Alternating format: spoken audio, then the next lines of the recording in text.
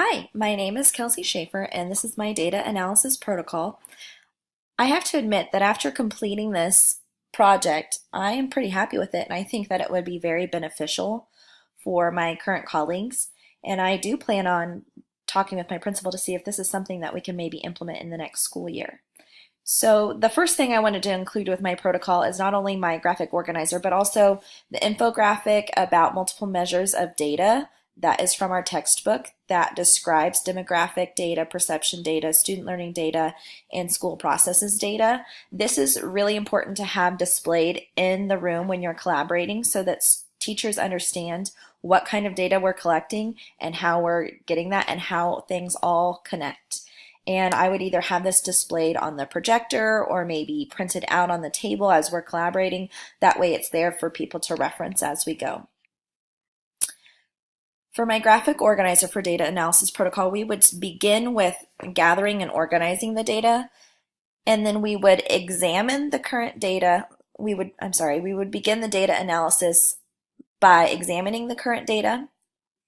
So looking at those numbers and those scores, describing the data and any trends that we see, identifying priority concerns, and also identifying root causes for those concerns. So we would have to take a couple steps to find those root causes, but if we are unable or don't take time to find those root causes, then we're just sticking a band-aid on top of the concern and not really addressing it. We would then move on to the action planning stage after we analyze the data. So we would be setting goals of where we want to be from the current data. We would identify how those goals will be measured.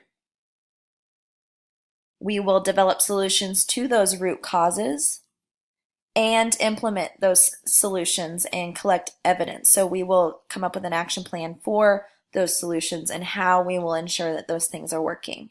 I do have down in the bottom that we will continue progress monitoring and continue collaboration in PD, and I made sure those were green because those really align with the action planning stage.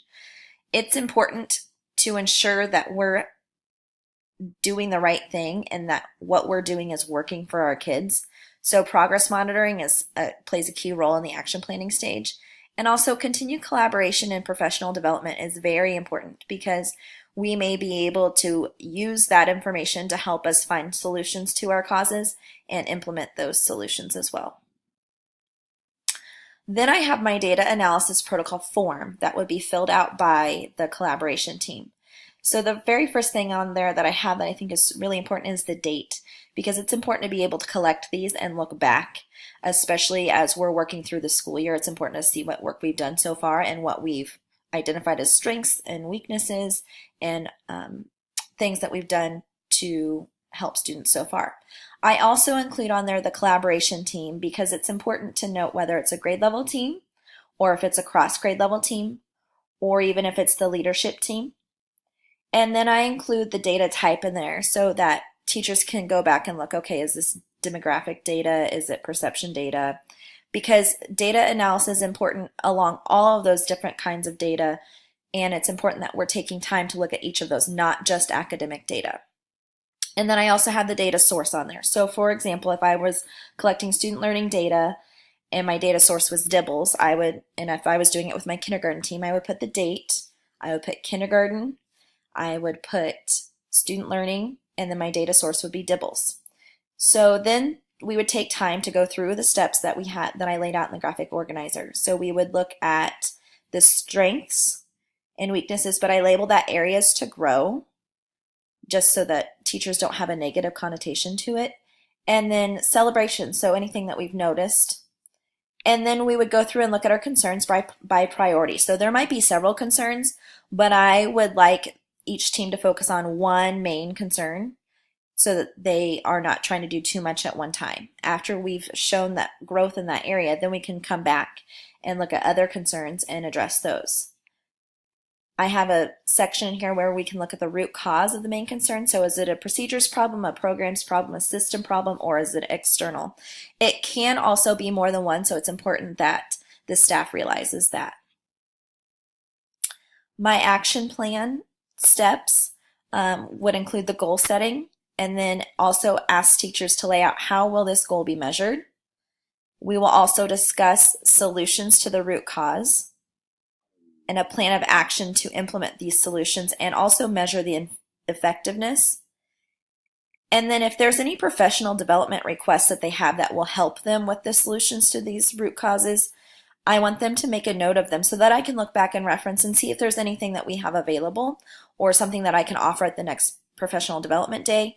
I just think that getting that down on paper so that even if I'm not in the room, if I'm dealing with something else, then I can look back and see what progress we've made. And I just put down as a reminder, continued progress monitoring as necessary and continued collaboration with team and professional development options. So I think that my staff would be really open to getting this form. I think that it's easily laid out and easy to follow, and I really think that it helps them with the data discussion. I think it helps to guide that time. I know that time is precious, and that's something that our school and our teachers have stated, and I think that this helps prove that data is not only important, but also helps make the best of everyone's time. I think that the protocol can be adapted to work with different subjects and groups of people just simply by the collaboration team listing at the top. And it's already open to adaptation with the data type and the data source and the collaboration team. I just think that this protocol would be really easy for any grade level and any subject to work with. Thanks so much for listening. I hope you have a great day.